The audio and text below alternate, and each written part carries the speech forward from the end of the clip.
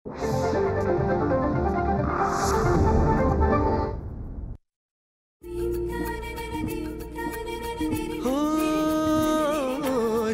स्वरांचे बनती गाणे, साजनवानंद तराणे, रसिकांची हे जुळते नाते घडते जेव्हा सुरेल गाणे.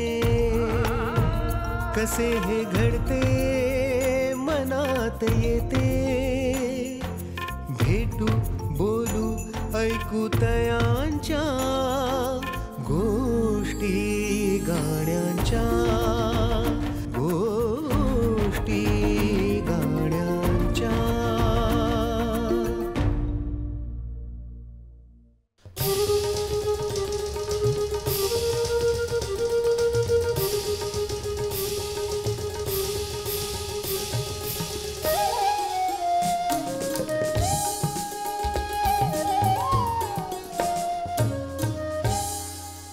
नमस्कार. गोष्टी गाण्यांच्या कार्यक्रमात पुन्हा एकदा आपल्या सगळ्यांचं स्वागत आहे. मंडळी, गीत जेव्हा बनतं तेव्हा त्या शब्दांची आणि सुरांची एक सांगड घालावी लागते. शब्द आणि सूर जेव्हा एकत्र येतात त्यांचा मिलाफ होतो आणि मग गाणं तयार होतं. हे गाणं गायकाच्या गळ्यातून आपल्यापर्यंत येतं आणि रसिकांच्या मनात ते पूर्ण होतं. अशाच काही गाण्यांच्या गोष्टी आपण आजही ऐकणार आहोत आणि त्यासाठी आज पुन्हा एकदा आपल्यासोबत आहेत प्रथमेश लघाटे आणि मुग्धा वैशंपायन. स्वागत आहे पुन्हा एकदा. नमस्कार. मुग्धा, खरं तर तुम्ही दोघंही अनेक मैफिली आज गाजवत आहे आणि या सगळ्या मैफिलींमधनं मला वाटतं रसिक अगदी थेट तुम्हाला येऊन भेटत असतील. तर अनेक मैफिलींमध्ये कार्यक्रम करत असताना अशा काही प्रतिक्रिया लक्षात राहण्यासारख्या असं काही आहे? मी थोडं सारेगमपच्या दरम्यान थोडं बोललीन परत, कारण खूप लहान होतो त्यामुळे ना रसिकांचा जो वर्ग होता तो अगदी लहानांपासून अगदी आजी आजोबांपर्यंत इतका मोठा होता सारेगम. आणि तुझं फारच कौतुक व्हायचं सगळ्यात लहान असल्यामुळे. तेव्हा असं अनेकदा व्हायचं की काही जे रसिक होते ते काही आजार झालेले होते आणि मग त्यांना डायलिसिस आणि असं बऱ्याच गोष्टी करायला लागायच्या. तर माझ्यापर्यंत म्हणजे बाबांपर्यंत एक दोन कमेंट्स अशा आल्या होत्या की म्हणजे सारेगमप हे सोमवार मंगळवारी टेलिकास्ट होतं आणि माझा डायलिसिसचा वार हा गुरुवार शुक्रवार होता असं त्या रसिकांनी सांगितलं. तर मी तो शिफ्ट करून सोमवार मंगळवार करून घेतला, कारण सोमवारी डायलिसिस करून आल्यानंतर जेव्हा मी कार्यक्रम ऐकतो तेव्हा आमच्या वेदना थोड्या कमी होतात. सो अशा अनेक कमेंट्स, म्हणजे मी एक उदाहरण दिलं पण अशा अनेक कमेंट्स, म्हणजे कॅन्सर झालेले पेशंट्स होते किंवा केमोथेरपी सुरू असणारे पेशंट्स होते, त्याच्यातून आम्हाला रिलीफ मिळतो सारेगमप ऐकून किंवा तुमचं गाणं ऐकून, अशा तेव्हा पण प्रतिक्रिया यायच्या. आणि अजूनही कार्यक्रमामध्ये म्हणजे ना काही काही लोक गाण्यावर इतकं प्रेम करतात, म्हणजे आमच्याच गाण्यावर असं नाही, गाणं संगीतावर इतकं प्रेम करतात की ते खूप अटॅच झालेले असतात. खूप इमोशनल अटॅचमेंट असते गाण्या ह्या गोष्टीशी. त्यामुळे कुठलंही गाणं ऐकलं की ते फार इमोशनल होतात आणि ते तितक्याच तीव्रतेने त्या भावना आपल्यापर्यंत पोहोचवतात. असे अनेक प्रसंग आलेत की लोक अगदी आनंदाश्रू व्यक्त करतात आणि अतिशय उदंड, अतिशय मनापासून भरपूर प्रचंड आशीर्वाद आणि प्रेम देतात. त्यामुळे हे किस्से खूप एनरिच करणारे आहेत. खरंय. तुला एखादा सांगायचं आहे? हो, म्हणजे असे खरंच खूप आहेत. मुग्धाने सांगितलं त्याच टाईपचा एक किस्सा आहे की जवळपास त्या सीझन आमचा चालू असताना जवळपास 800,000 अशी पत्र आली लोकांची प्रत्यक्षात माझ्या कोकणातल्या घरी की म्हणजे कार्यक्रम छान चालू आहे किंवा मला गाणं आवडतं तुझं किंवा मला समाधान मिळतं, आनंद मिळतो असं. तर त्याच्यात एक असं पत्र होतं, अशी खूप आली आहेत म्हणजे, पण त्याच्यात एक असं होतं की माझा मुलगा 2 वर्षाचा आहे. बरं. तो जन्म झाल्यापासून आतापर्यंत कधी हसलाच नाहीये. अरे बापरे. हा, म्हणजे लहान मुलं काय कळतं म्हणून हसत नाहीत त्या वयात, पण काही ना काही खेळताना हसत असतात किंवा असं आतापर्यंत कधी हसलाच नाही. पण तुझं दत्तदर्शनला जायचं हे गाणं ऐकल्यानंतर तो आयुष्यात पहिल्यांदा हसला 2 वर्ष झाल्यानंतर. त्यामुळे मी त्याच्या आईचं ते पत्र होतं, मी तुझ्या आजन्म ऋणी राहीन वगैरे असं खूप खूप काय काय लिहिलेलं होतं. आणि मला असं वाटतं की हे हेच खरं प्रेम आहे. खरं. आणि असे खूप किस्से आहेत. वा. दत्तदर्शनला जायचं म्हटल्यानंतर तुझी स्वतःची दत्तभक्ती आणि तुमच्या घरी खरं तर दत्ताचं सगळं तुम्ही करता रेग्युलर, तर ते सगळं गाताना तू स्वतःशी सुद्धा रिलेट खूप केलं असशील. हो अगदीच. म्हणजे घरातली जी परंपरा आहे त्याच्याशी सुद्धा तुझं जे नातं आहे. नक्कीच. आता 94 वर्षाची परंपरा आहे आमची घरातली. न चुकता गुरुवारी भजन चालू आहे अजूनही. आणि मुळात मी म्हटलं तसं की बेसच भक्तिगीत भजन असा सुरू झाल्यामुळे ते गाण्यात पण उतरलं, ते स्वभावात पण उतरलं. आणि कॉम्पोजिशन्स, आत्ता आपला जो आजचा विषय आहे मुख्य की नवीन गाणी, बरोबर, तर कॉम्पोजिशन्सची सुरुवात किंवा बाळकडू कुठे मिळाल तर ते भजनात. ते मी सांगायचं माझ्याकडनं राहून गेलं होतं की काय होतं की दर गुरुवारी, आता कार्यक्रमानिमित्तानं दर गुरुवारी मला अटेंड करायला मिळतं असं नाही, पण तेव्हा दर गुरुवारी मी भजनाला जायचो, भजन काहीतरी गायचो, भक्तिगीत गायचो. तर असं व्हायचं की एका पॉईंट नंतर की अरे तेच तेच तेच तेच परत होत आहे. तर मग आपण काहीतरी म्हणजे अभंग किंवा पद तेच ठेवून त्याला काहीतरी वेगळ्या चालीत बांधूया असं तेव्हा ते व्हायचं. आणि त्याच्यातनं नवीन नवीन चाली सुचत गेल्या. आणि मला असं वाटतं की ती सुरुवात तिथून झाली, कारण भजन हे स्ट्रॉंग माध्यम आहे ह्या गोष्टी सुरू करण्याचं, असं मला वाटतं. त्यामुळे तू म्हटलीस तसं परंपरा ह्या कारणीभूत ठरतातच प्रत्येक ठिकाणी. दत्त दर्शनीला आणि जायाचं आणि जायाचं नि जायाचं. काय लगेच का? अग लगेच दत्त दर्शनीला आणि जायाचं नि जायाचं. आनंद पोटात माझ्या वाढी लागे का? अग तिकडच जायचंय. आनंद पोटात माझ्या माईनार माईना, आनंद पोटात माझ्या माईनार माईना, आनंद पोटात माझ्या माईना. दत्त दर्शनीला जायाचं जायाचं जायाचं. आनंद पोटात माझ्या माईनार माईना, आनंद पोटात माझ्या माईनार माईना, आनंद पोटात माझ्या माईना.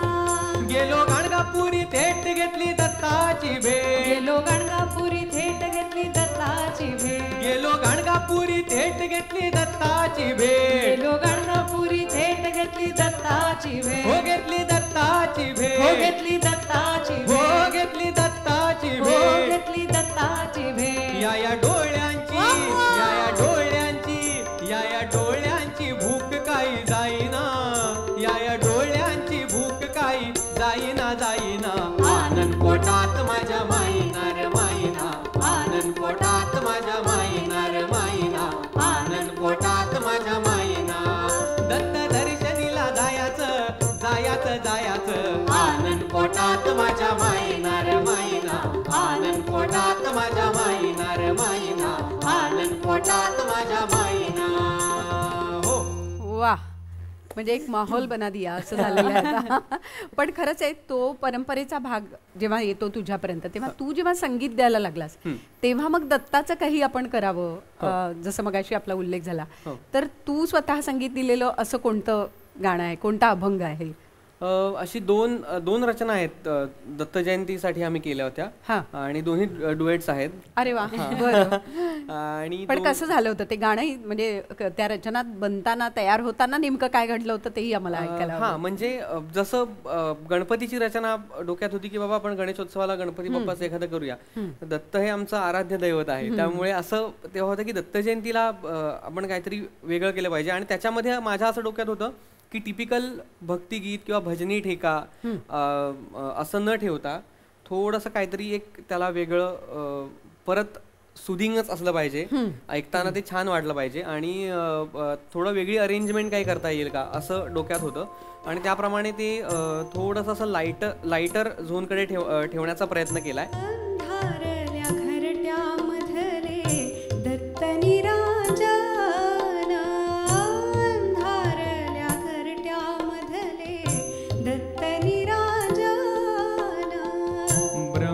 हाच शंभो हाच देवकी नंदन. ब्रह्म हाच शंभो हाच देवकी नंदन. कुंडली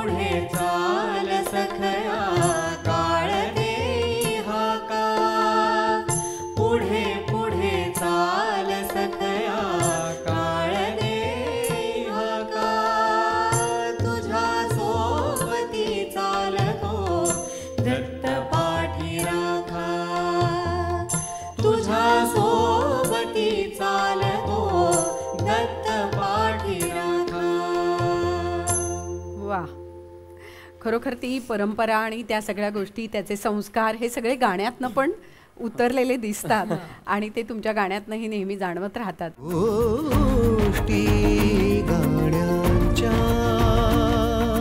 मुग्धा, तुला मला विचारायचं की एक वेगळ्या प्रकारचं संगीत तू एका वेगळ्या गाण्याला दिलं होतंस, ते म्हणजे स्वातंत्र्यवीर सावरकर. म्हणजे स्वातंत्र्यवीर विनायक दामोदर सावरकर हे नुसतं नाव घेतलं तरी आपल्या सगळ्यांच्या अंगावर रोमांच उठतात. आणि ज्या पद्धतीचं काम आणि ज्या पद्धतीचे क्लेश त्यांनी भोगलेत ते पाहता आज खरोखर त्यांचं स्मरण वारंवार करावंसं वाटतं. तुला ही रचना करावीशी का वाटली? जसं तू म्हणालीस की स्वातंत्र्यवीर सावरकरांचं नाव आपण ऐकलं, आपण उच्चारलं तरी रोमांच उभे राहतात. माझ्या घरी असं वातावरण आहे थोडं, त्यामुळे ते संस्कार फार लहानपणापासून होत होते. सावरकरांबद्दल बाबा काही ना काही सांगत होते कायम.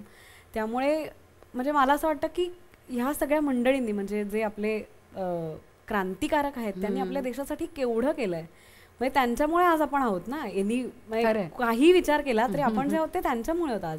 आणि त्यांनी जे काही सॅक्रिफाईस केलंय ते आपण नुसता विचार करून आपण थकतो, तर त्यांनी ते प्रत्यक्ष केलंय म्हणजे किती मोठी गोष्ट आहे. सो हे सगळे विचार बाबा सतत सांगायचे. आणि आपण लॉकडाऊन मध्ये थोडी वर्ष, 2 वर्ष अगदी आपण घरी थांबलो तरी सगळ्या सुखसोयी होत्या. सुखसोयी आणि घर एका खोलीचं नव्हतं, घर 2 BHK 3 BHK छान सुखाचं. आणि त्यांना मात्र त्या काळ्या कोठडीमध्ये हे बघताना आपण सुन्न होतो. म्हणजे हा विचार केला की आपण कोणीच नाही होत असं वाटतं प्रत्येक. तर मला काहीतरी एक आपल्याकडनं एक आदरांजली आपण कशा प्रकारे देऊ शकतो, तर आपण गाणं करू शकतो असं मला वाटलं. आणि मग मला असं वाटलं की आपण हे गाणं संगीतबद्ध केलं पाहिजे. म्हणजे फक्त गायक म्हणून नाही, तर एक संगीतबद्ध करून सुद्धा आपण थोडं या गाण्यासाठी कॉन्ट्रीब्यूट करूया असं म्हणून मी हे गाणं संगीतबद्ध केलं. हेच गाणं का निवडलंस किंवा त्या निवडी मागे काय घडलं? हे काहीतरी आपण एक गाणं कंपोज करूया असा एक विचार मनात आल्यानंतर आमचा मित्र कौस्तुभ आढले, ज्यांनी प्रभो विघ्नहर्ता लिहिलंय, त्यालाच मी म्हणाले की असं गाणं मला करायचं आहे. आणि सावरकरांनी जी काही असंख्य कामं त्यांनी केली देशासाठी, पण त्याच्यातली आपण काही मोजकी कामं घेऊन ती गाण्यामध्ये रूपांतर त्याचं करूया का, असं एक मला वाटलं. की त्यांनी पतित पावन मंदिर सुरू केलं, किंवा त्यांनी एक वैज्ञानिक दृष्टिकोन दिला. ह्या सगळ्या घटनांचा समावेश आपण जर त्या गाण्यामधून केला, म्हणजे कवितेमधनं गाण्यामधनं आपण ते पोहोचवलं तर छान एक आदरांजली होऊ शकते असं म्हणून मी त्याला सांगितलं. अतिशय अप्रतिम शब्द, मी जे सांगितलं ते सगळं त्यांनी कवितेमध्ये शब्दामध्ये उतरवलं आणि खूप छान शब्द त्यांनी लिहिले.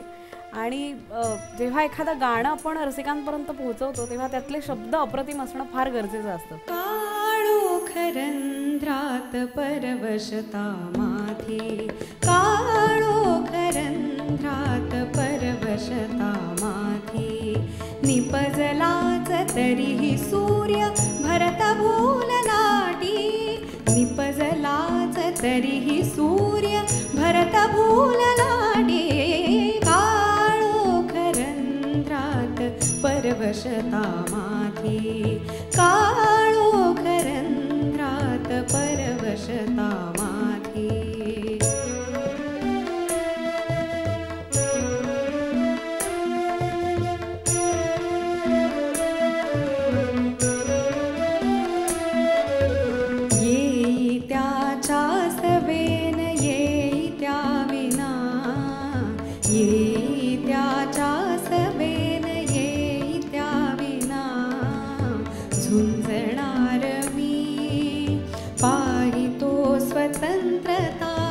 झुंजणार मी पावितो स्वतंत्रता, शस्त्राचा शास्त्राचा व्यय दोन्हीचा, शस्त्राचा शास्त्राचा व्यय दोन्हीचा, निज सुख त्यजुनिया खड्ग धरी हाती, निज सुख त्यजुनिया खड्ग धरी हाती, काळोखरंध्रात परवशता माथी, काळोखरंध्रात परवशता माथी, निपजलाच तरीही सूर्य भरत भूलनाटी, भरत भूलनाटी,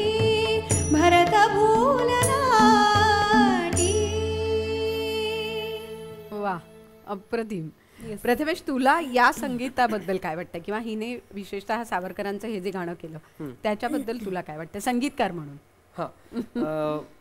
सगळ्यात महत्वाची गोष्ट विषयच असा आहे, एकदम काय म्हणूया, जाज्वल्य अभिमानाचा विषय आहे. त्यामुळे त्याचे शब्द पण तसेच पाहिजेत आणि त्यानुसार कौस्तुभने ते लिहिलेत. पण आता शब्द आल्यानंतर चाल पण तशीच पाहिजे. बरोबर. त्याच्यामधनं मगाशी जसं म्हटलं तसं एक्सप्रेशन्स पण पोचले पाहिजेतच, किंवा कवीला काय सांगायचं हे पण पोचलं पाहिजे. पण तो विषय, त्या विषयाचं वजन एकंदरीत ते पण चालीच्या माध्यमातून पोचलं पाहिजे असं एक डोक्यात होतं आणि त्याबद्दल आमचं डिस्कशन झालं होतं. आणि म्हणून त्याची रचना अशी आहे की त्याच्यामध्ये त्याचा जी क्रॉस लाईन आहे त्याचा एंड हा तानेने होतो, तानेने होऊन पुन्हा त्याची साईन लाईन येते. बरोबर. तर हे कुठेतरी याचा विचार व्हायला पाहिजे असं एक डोक्यात होतं आणि त्याप्रमाणे तिने तसं ते कंपोज केलंय. त्यामुळे जसं आम्हाला पाहिजे होतं किंवा जे पोचवायचं होतं ते चालीच्या माध्यमातून आणि शब्दांच्या माध्यमातून पोचलंय असं वाटतं. बरोबर. आणि विषयही तसे येतात तेव्हा त्या पद्धतीने. अजून एक फक्त ऍड करते की या गाण्याचं नाव आम्ही मुद्दाम विनायकारे असं ठेवलं, कारण वीर सावरकर किंवा सावरकर हे फार म्हणलं जातं, पण जसं आपण देवाला हाक मारतो की अरे देवा रे, तसं या क्रांतिकारक हे आपल्यासाठी एक देवाच्या स्वरूपातच आपण मानलं पाहिजे त्यांना. बरोबर. त्यामुळे म्हणून तो एक थॉट ठेवून या गाण्याचं नाव आम्ही विनायकारे असं ठेवलं. आणि विनायका म्हटल्यानंतर गणपती असंही होतं. म्हणजे एका प्रकारे ही बुद्धीची देवता आणि बुद्धीचं सामर्थ्य असणारे सावरकर, असं कुठेतरी त्याचं नातं हरकत नाही जोडायला. पण याचबरोबर तो विषय आशय पोहोचणं महत्वाचं होतं. मला तुझं आणखीन एक रचना आठवते, दीनबंधुतोची जी रचना आहे. म्हणजे पुन्हा तो विषय मोठा आहे आणि तो विषय मांडण्यासाठी पुन्हा तू संगीत जे दिलंस, ती रचना ही तितकीच उत्तम झाली. ती कशी झाली? ऑकेजन आषाढी एकादशी अर्थातच. आणि दीनबंधू तोची, ह्याच्यामध्ये दीनबंधू या शब्दातच देव कोणता असेल महाराष्ट्रात तरी आपल्याला पटकन कळून येतं की दीनबंधू म्हणजे सगळ्यांना सामावून घेणारा देव विठ्ठल. तर त्यामुळे त्याचं टायटल पण तसं ठेवलं, दीनबंधू तोची. आणि ते शब्द कौस्तुभनेच लिहिलेत आणि शब्द आल्यानंतर ते त्याचा मीटर साधारण एक ताल किंवा दादरा अशा पद्धतीचा होता. आणि आतापर्यंत भजन झालं होतं, म्हणजे भजनी ठेक्यांमधली गाणी झाली होती, त्या पॅटर्न्स मधली झाली होती. तर मग एक वेगळा काहीतरी आपण प्रयोग करूया म्हणून एक तालामध्ये ते बांधायचा प्रयत्न केला. आणि त्यासाठी रागांची निवड केली. एकतर विठ्ठल हा जेवढा भक्तीचा विषय आहे तेवढाच इमोशनल पण विषय आहे आणि इमोशन्सशी अगदी कनेक्शन असलेला जवळचा राग म्हणजे माझ्या दृष्टीने प्रतीक्षा राग, म्हणजे त्याला भूपेश्वरी असं पण म्हटलं जातं. तर त्या रागाची निवड केली आणि मग त्याच्यामधनं वेगवेगळ्या शेड्स अजून इतर रागांच्या दाखवायचा प्रयत्न केला. म्हणजे गाणं सुरू होतं प्रतीक्षा रागामध्ये.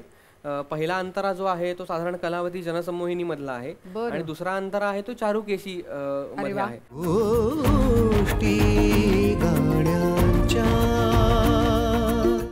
रेकॉर्डिंग चालू असताना मला खूप इंटरेस्ट होता की हे कसं एडिट करतात किंवा कसं पॅच करतात, कसं मिक्स करतात. हे मी जेव्हा माझं रेकॉर्डिंग असायचं तेव्हा रेकॉर्डिंग झाल्यावर बघायचो, ऑब्झर्व करायचो.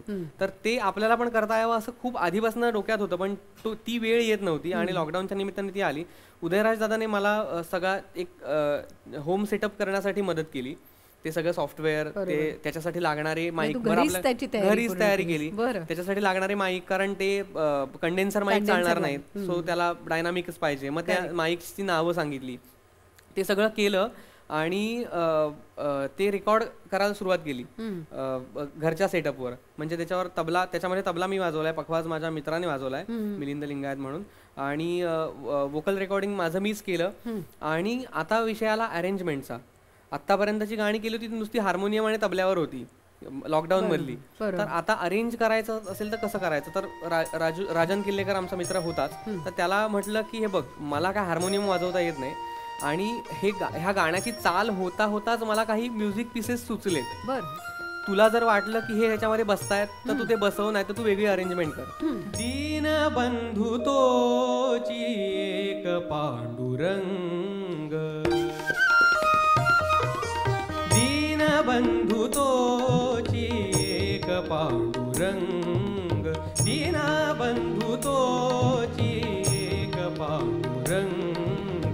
श्वास श्वास गाई विठूचा भंग श्वास श्वास गाई विठूचा भंग दीनबंधू तोची एक पांडुरंग श्वास श्वास गाई विठूचा भंग दीनबंधू तोची एक पांडुरंग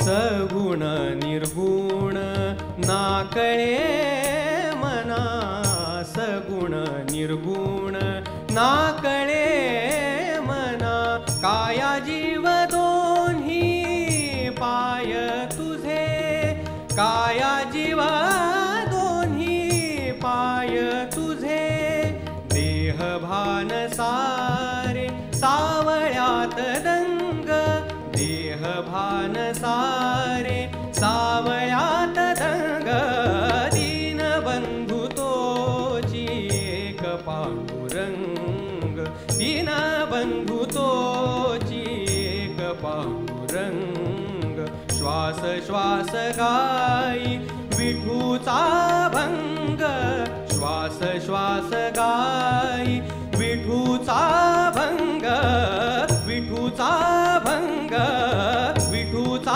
भंग. वा, म्हणजे विठ्ठलाच्या चरणी आपली जी भक्ती आहे ती रुजू झाली असं म्हणायला हरकत नाही. पण पुन्हा तो आध्यात्मिक धागा जो तुझ्या परंपरेतनं आलेला संस्कारातनं आलेला तो सगळ्या रचनांमधनं जाणवतो. मग तो पंढरपूरचा विठ्ठल असू दे किंवा श्रीराम असू दे किंवा दत्तगुरू असू देत, हा भक्ती संप्रदाय एक परीने तुम्ही पुढे नेताय. पण प्रथमेश ही गोष्ट सोपी नाही आहे आजच्या काळात. म्हणजे मला हा प्रश्न अगदी नक्की तुम्हाला दोघांना विचारायचा आहे की जसं तुम्ही रियालिटी शो मध्ये आलात तिथे तुम्हाला सांगितलं गेलं की वेगवेगळ्या जॉनरची गाणी म्हटली पाहिजेत, तसं आजही जेव्हा मैफिली होतात किंवा कार्यक्रम होतात सो कॉल्ड इव्हेंट होतात तेव्हा खूप वेगळ्या प्रकारची गाणी म्हणावी लागतात. पण तुम्ही खूप छान पद्धतीने तुमचा बाज जो आहे तो राखून ठेवलाय. हे कसं शक्य केलं? सगळ्यात म्हणजे ह्याच्यासाठी वेगळं काही करावं नाही लागलं, कारण एकतर आवड त्या बाजाची असल्यामुळे किंवा त्या जॉनरची असल्यामुळे त्याच्यातच जास्त रमायला होतं खरं तर. पण तू म्हणालीस तसं की आजकाल सगळ्या प्रकारची गाणी आपल्याला गावी लागतात किंवा म्हणजे त्याचा अभ्यास करावा लागतो आणि ती सादर करावी लागतात. तर मला असं वाटतं की याबद्दल पण आम्ही खूप सकारात्मक आहोत, खूप पॉझिटिव्ह आहोत. कारण एकतर आम्हाला सगळं आवडतं ऐकायला. म्हणजे जरी आम्ही क्लासिकल शिकत असलो मेन आणि क्लासिकल बेस्ड गाणी जास्त गात असलो तरी सुद्धा आम्हाला तितकीच उर्दू गझल ऐकायला आवडते किंवा थोडंसं आधुनिक पद्धतीची गाणी ऐकायला आवडतात. आता बॉलिवूड मधली नवीन काही रचना ऐकायला आवडतात. त्यामुळे त्या आपण गायल्या पाहिजेत असंही वाटतं, कारण त्याच्यासाठी पण एक वेगळी मेहनत आहे. त्याला लागणारा व्हॉइस प्रोजेक्शन वेगळा आहे किंवा त्याच्यामध्ये वेगवेगळ्या गोष्टींचा अभ्यास करायला लागतो. म्हणजे आवाज कुठच्या वाक्याला किंवा कुठच्या लाईनला कसा आला पाहिजे, शब्दाप्रमाणे आवाज कसा टाकला गेला पाहिजे, तर भाव कसे आले. एक्झॅक्टली. तर ह्या सगळ्या गोष्टी ह्या सुद्धा अभ्यासाचे विषय आहेत ना. सो आम्हाला असं वाटतं की ते सुद्धा करायला आवडतं. त्यामुळे ती गाणी गाता गाता मुख्य मी तुला म्हटलं तसं की ह्याच्यात आम्ही जास्त अर्थातच रमतो आमच्या या जॉनरमध्ये, त्यामुळे तो काही सुटत नाही. आता तुमच्या ज्या मैफिली होतात त्या साधारण भावगीत, भक्तिगीत आणि नाट्यगीत या पद्धतीच्या होतात. हो, पण काही ठिकाणी रिक्वायरमेंट असेल त्याप्रमाणे आम्ही इतर गाणी सुद्धा गातो आणि अतिशय आनंदाने आवडीने गातो. म्हणजे त्याच्यामध्ये असं काहीही हे नसतं की अरे यार हे गायला लागतंय, असं अजिबात नसतं. पण म्हणजे म्हणूनच तुम्ही तुमचं डिक्लेअर करायची वेळ जेव्हा आली तेव्हा घोडे पे सवार झालात सरळ. तर काय झालं नेमकं, ते कसं ठरलं आणि घोडे पे सवार कोण झाला आधी? म्हणजे ह्याला काय असं ठरवून काही केलेलं किंवा असं जाणून बुजून स्टोरी रचून काही केलं नाही. पण एक 3.5-4 वर्षापासून हे आहे. आणि माझ्याकडनं मी तिला विचारलं. बर. आणि तिने नेहमीप्रमाणे मुलींच्या सवयीप्रमाणे उत्तर द्यायला थोडा वेळ लावला. थोडा वेळ, हा, पण तरी 2 दिवसच लावले. म्हणजे हा, खूप प्रतीक्षा करावी लागली नाही, पण तोपर्यंत टांगती तलवार होतीच. बरोबर. आणि मग फायनली हो आला तिच्याकडून. येस, सांगितलं बेसिकली आम्ही म्युझिकल फ्रेंड्स आधी आहोत. म्हणजे आमचं म्युझिकल ट्युनिंग आधी झालं खूप छान. म्हणजे आधी मला त्याचं गाणं आवडलं आणि तुमसे मिलके ऐसा लगा, तुमसे मिलके अरमा हुए पूरे दिल के, ऐ मेरी जाने वफा. तेरी मेरी मेरी तेरी एक जान है,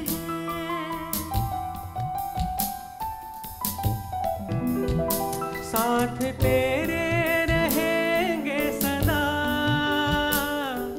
अब हम न होंगे जुदा. वा, आप कभी जुदा न होना असंच आम्ही म्हणतोय.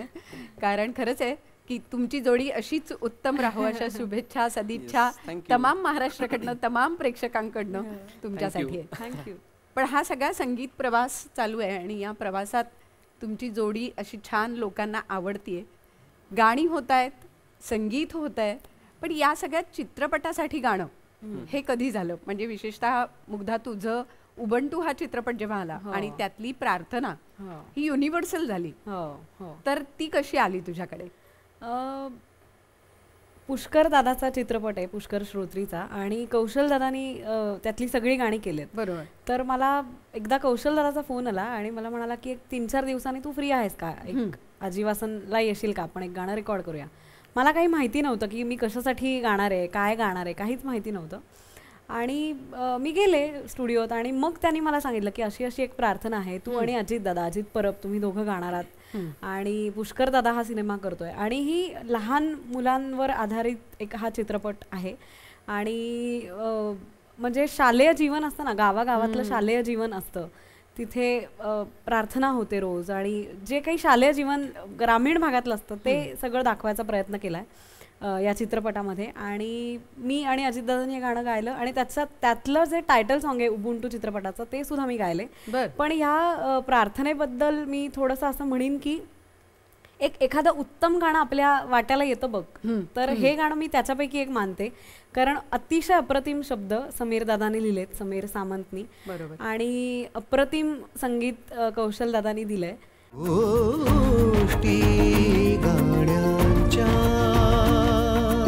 एक प्रार्थना या स्वरूपाचं हे गाणं असल्यामुळे ना वेगवेगळ्या शाळांमध्ये हे चित्रपट प्रदर्शित झाल्यानंतर म्हणजे रोजच्या प्रार्थनेमध्ये या प्रार्थनेचा समावेश झाला आहे. म्हणजे मला पुष्कर दादाला, आम्हाला सगळ्यांना असे अनेक त्याच्या प्रतिक्रिया आल्या की अगदी आदिवासी शाळांमध्ये सुद्धा ही म्हणजे हे गाणं प्रार्थना म्हणून गायलं जातं, किंवा परदेशांमध्ये सुद्धा ज्या काय म्हणू मराठी शाळा आहेत किंवा आपले संस्कार, आपली संस्कृती सांगणाऱ्या ज्या संस्था आहेत, ज्या शाळा आहेत, त्याच्यामध्ये हे गाणं गायलं जातं. हीच मुची प्रार्थना, हेच मुचे मागणे, हीच मुची प्रार्थना, हेच मुचे मागणे, माणसाने माणसाशी माणसा समवागणे, हीच मुची प्रार्थना, हेच मुचे मागणे, माणसाने माणसाशी माणसा समवागणे, हीच मुची प्रार्थना.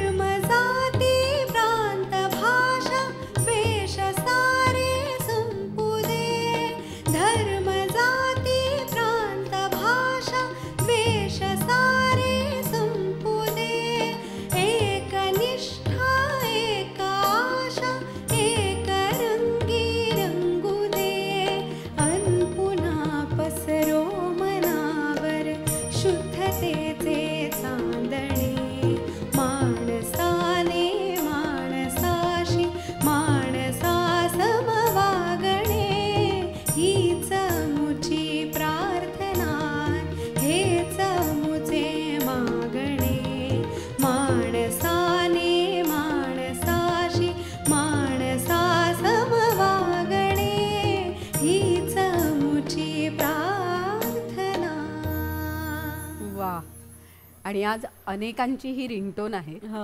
आणि निदान या निमित्ताने माणसाने माणसाशी माणसासम वागणे एवढं जरी सगळ्यांनी लक्षात ठेवलं तरी ही प्रार्थना सफल झाली आहे असं म्हणायला हरकत नाही.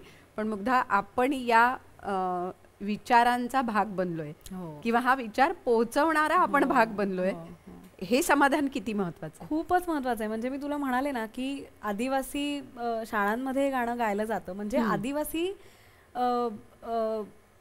मग काय म्हणू आपण, आदिवासी लोकांपर्यंत हे गाणं इतक्या छान प्रकारे पोहोचलंय, त्याचा अर्थ याचा खूप आनंद होतो. कारण आपण म्हणजे मराठी माणसं किंवा ह्या सगळ्यांपर्यंत हे गाणं पोहोचणारच आहे.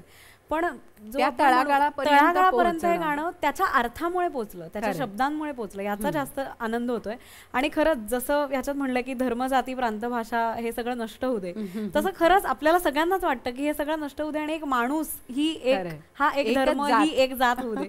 तर ह्या इतक्या छान शब्दांचा एक भाग होता आला, याचा खूप आनंद आणि अभिमान वाटतो. नक्कीच. आणि अशी अनेक गाणी तुला आणखीनही मिळत, आणखीनही काही चित्रपटांसाठी खरं तर तू गाणी म्हटलेली आहेस. पण आज अगदी थोडक्यात आपण जर विचार केला तर आपण एक प्रातिनिधिक म्हणून तुझं हे गाणं घेतलं. तसं प्रथमेश, पांघरुणी या चित्रपटासाठी तुला एक छान गाणं गाण्याची संधी मिळाली. कसं झालं ते गाणं? जसं मुग्धा म्हणाली की म्हणजे सेम प्रसंग की मला अजित दादाचा फोन आला, अजित परब, त्याचं कॉम्पोजिशन आहे ते.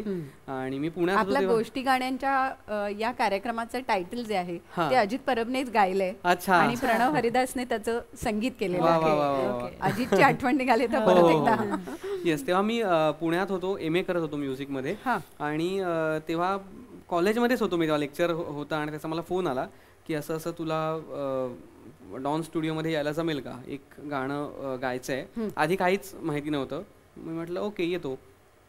तिथे गेल्यानंतर कळलं की हे गाणं असा प्रसंग आहे की हा माझा आवाज शिष्यासाठी असणार आहे आणि गुरु जे आहेत त्यांच्यासाठी आनंददादांचा आवाज असणार आहे, आनंद भाटी. आणि तिथे गेल्यावर हे समजल्यावरच मला एकदम थोडंसं एक दडपण आलं की आनंददादा गुरूंचा आवाज देणार आहेत, तर शिष्याचा आवाज, हा म्हणजे त्यांच्या इतकं नाही पण त्यांच्यापर्यंत जाईल असं थोडंफार गाता यायला पाहिजे आपल्याला. आणि आपली तशी तयारी पाहिजे, कारण ते खूप अप्रतिम गातात, मी त्यांचा फॅन आहे. तर त्यामुळे ते एक दडपण होतं. पण अजितदादा म्हणाला अजिबात टेन्शन घेऊ नको, कारण आनंददादांचं रेकॉर्डिंग आधी झालं होतं, सो तुला ते फॉलो करतच गायचं आहे. कारण सीन असा आहे की गुरु एक लाईन गातायत आणि मग शिष्य त्यांना फॉलो करतोय, असं ते आहे. त्यामुळे कॉम्बिनेशन आहे, त्यामुळे तू तसं तसं गात जा. तर ठीक आहे म्हटलं, आपण करूया प्रयत्न. आणि ते गाणं जमलं मला थोडंफार आणि छान झालं. म्हणजे ते कॉम्बिनेशन पण छान वाटलं ऐकताना प्रत्यक्षात, म्हणजे फायनल मिक्सिंग झाल्यानंतर. आणि अनुभव अतिशय अप्रतिम होता, कारण आनंददादा ज्या घराण्याचं गाणं गातात, किराणा घराणं, ते मी 2 वर्ष शिकलोय. त्यामुळे मला ती पण एक अटॅचमेंट होती त्या गाण्याशी. म्हणजे एका परीने गुरु शिष्याची जोडी तिथेही अशा पद्धतीने जमली असं म्हणायला हरकत नाही. पण पुन्हा तंत्र वेगळं आहे. म्हणजे कसं आहे की एका वेळेला एका सोबत बसून गाणं हे कदाचित सोपं आहे, पण एकाने गाऊन ठेवलंय आणि त्याला फॉलो करणं हे नक्कीच अगदी अवघड आहे. पण मी म्हटलं तसं की मी किराणा घराणं 2 वर्ष तालीम घेतली होती जयतीर्थ मेवंडी सरांकडे. त्यामुळे मला ना त्याच्यातल्या काही गोष्टी थोड्याशा काय म्हणूया त्याचे संस्कार झालेले होते, त्यामुळे त्याचं आकलन होऊन ते माझ्या गळ्यातून काढणं मला सोपं गेलं तसं. त्यामुळे मला ते मजा आली ते करताना खरं. आणि पुरिया धनश्री रागावर आधारित आहे, अजितदादाने कंपोज केलंय आणि वैभव दादाने त्याचे अप्रतिम शब्द लिहिलेत, वैभव जोशी. आणि हे सगळं झाल्यानंतर मला कळलं की महेश सरांच्या चित्रपटासाठी मी गायलो. म्हणजे एवढ्या चांगल्या बॅनर खाली ते गाणं महेश मांजरेकरांच्या. येस, आणि खूप छान माझ्यासाठी ती ही होती एक संधी मी म्हणेन. आणि सगळं छान जमून आलं होतं. आणि पुरिया धनश्री पण हा माझ्या आवडत्या रागांमधलाच एक आहे. तर मला झलक ऐकायला आवडेल. नक्की, आम्हालाही ऐकायला आवडेल. Yes yes.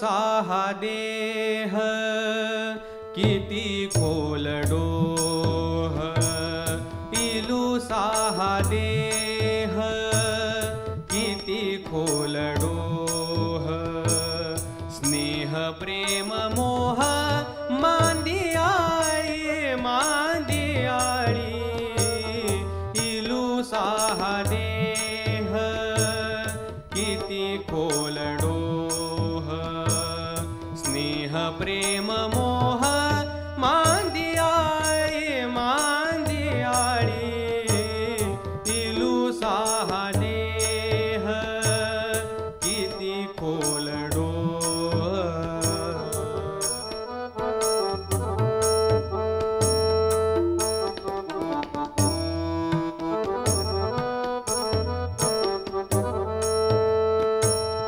शून्यातले शून्य जाणीवने नीव, शून्यातले शून्य जाणीवने नीव, शून्याची उणीव आली भाळी, शून्याची उणीव आली भाळी, आली भाळी, इलू साहा देह किती खोल डोह, इलू साहा देह किती खोल डोह, स्नेह प्रेम मोह मांदियाळी मांदियाळी, इलू साहा देह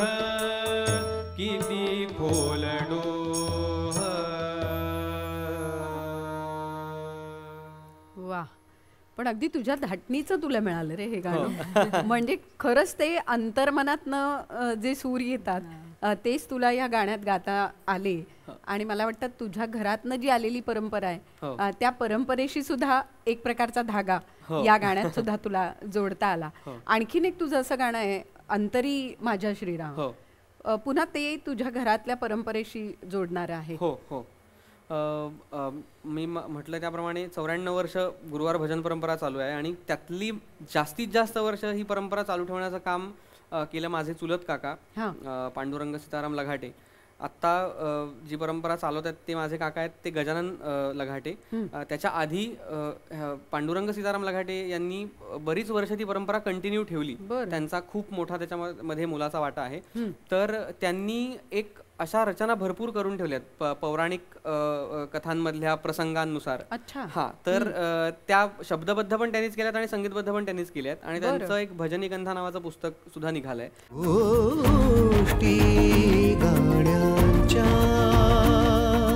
त्याच्यातलं हे आहे अंतरी माझा श्रीराम. तर प्रभू रामांचं वर्णन असलेलं हे भक्तिगीत आहे आणि ते मी थोडं अरेंज करून यूट्यूबवर अपलोड केलं. मला तुफान रिस्पॉन्स मिळाला. तर त्याची पण एक मी झलक सादर करतो कारण त्याला एक पारंपरिक टच आहे त्या गाण्याला. बरोबर. आणि परंपरेने आलेलं हे जे संगीत आहे ना ते कुठेतरी खूप मुळापर्यंत जाऊन रुजताना आपल्याला दिसतं. आणि भजनी परंपरेमध्ये खरं तर हा सगळ्यात मोठा भाग आहे की ते सगळ्यांना म्हणता येतं. तू गायक आहेस म्हणून तू म्हटलंस तर इथपर्यंत ते राहत नाही, ते लोकांचं होऊन जातं. आणि तो भाग कुठेतरी या भजनामध्ये मला जास्त जाणवतो. ऐकूया. प्रभु रामाने दर्शन द्यावे, प्रभु रामाने दर्शन द्यावे, गातो मुखी हरिनाम हरिनाम, गातो मुखी हरिनाम, अंतरी माझ्या रात्रंदिन तो वास करील श्रीराम श्रीराम श्रीराम श्रीराम प्रभो श्रीराम.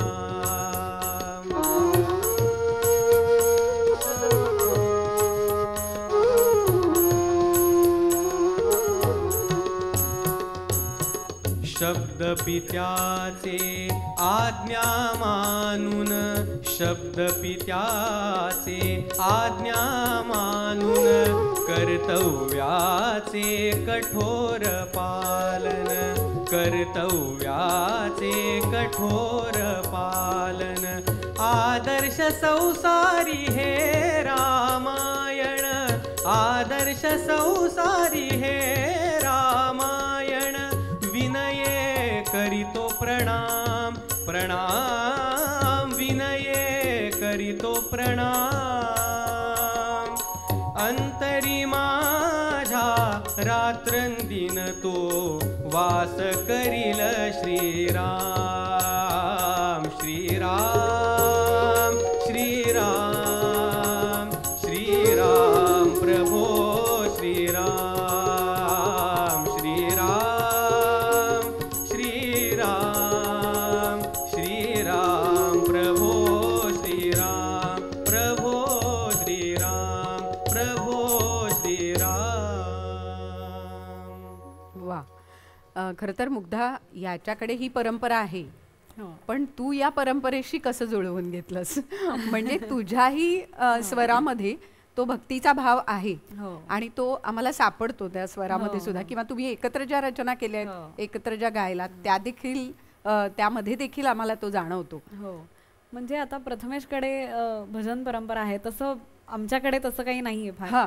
पण जे संस्कार म्हणतो ना, की आई बाबांचे संस्कार लहानपणापासून, रोज रामरक्षा म्हणणं, रोज अथर्व शीर्ष म्हणणं, ह्या गोष्टी फार लहानपणापासून अंगवळणी पडल्यात असं म्हणेन मी. आणि त्या ना ओव्हरऑल आपल्या जीवनावर खूप परिणाम करतात. म्हणजे एखादी गोष्ट आपण जर सलग 3-4 महिने करतोय आणि जर ती नंतर केली नाही तर एक अशी काय म्हणू आपण, काहीतरी चुकतंय असं वाटत राहतं. त्यामुळे ते संस्कार लहानपणापासून होते.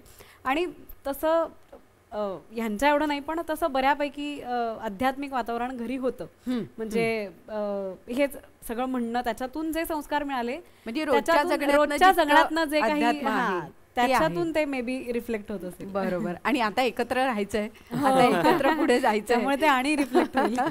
म्हणजे प्रभू श्रीराम आदर्श संसारी आत्ताच आपण ऐकलं तसं ते कुठेतरी आता पुढेही व्हायचंय.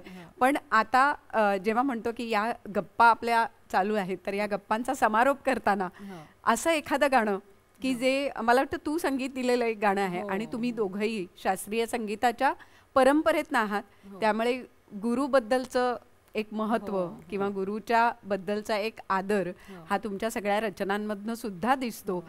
तर स्वरूपानंदांच्या बद्दलचं एक, म्हणजे स्वरूपानंद स्वामींच्या तिथलं एक मला वाटतं संगीत दिलेलं तुझी रचना आहे, तू संगीत दिलेली रचना आहे, जी तुम्ही दोघं फार उत्तम गाता. तर त्याविषयी ऐकायला आवडेल मला. मी संगीतबद्ध केलेली रचना आहे आणि आम्ही दोघांनी गायलंय आणि युट्यूबवरनं अपलोड केलंय. हे परत एकदा लॉकडाऊन मधलं गाणं आहे, म्हणजे लॉकडाऊन मध्ये संगीतबद्ध केलेलं आणि तेव्हाच केलेलं. तर त्याचं पण रेकॉर्डिंगचं असं आहे की मी अलिबागला एका सेटअपवरती रेकॉर्ड केलं. प्रथमेश त्याच्या घरी रेकॉर्ड केलं आणि मी माझ्याकडे शूट केलं, त्याने त्याच्याकडे शूट केलं. अखंड गाण्यामध्ये आमची एकत्र फ्रेम कुठेच नाहीये. बरं. म्हणजे त्यांनी त्याचं वेगळं शूट केलं, मी वेगळं शूट केलं आणि मग आम्ही ते एडिट केलं. त्यामुळे आपण जे म्हणतो ना मास्टर जो एक शॉट असतो तो कुठेच नाहीये.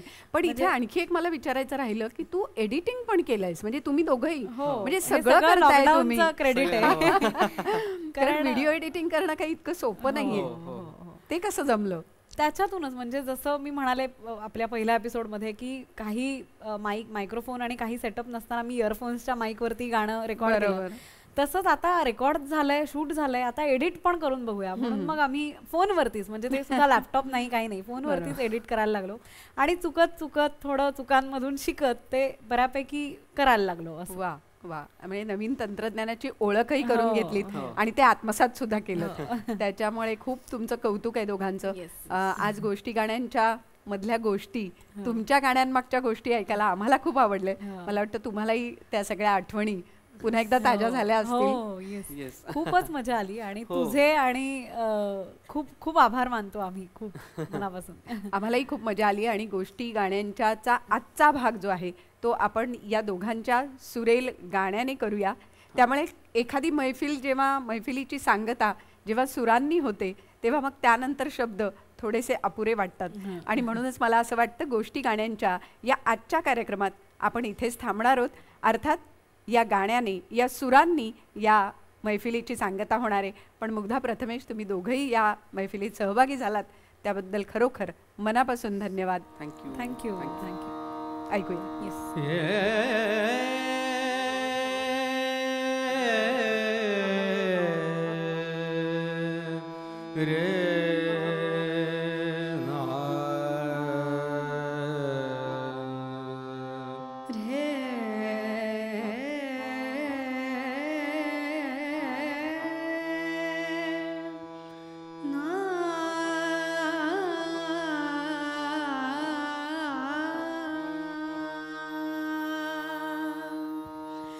गुरु तोची देवा ऐसा ठेवी भाव, गुरु तोची देवा ऐसा ठेवी भाव, सद्गुरु गौरव काय वाणू, सद्गुरु गौरव काय वाणू, गुरु तोची देवा ऐसा ठेवी भाव, गुरु तोची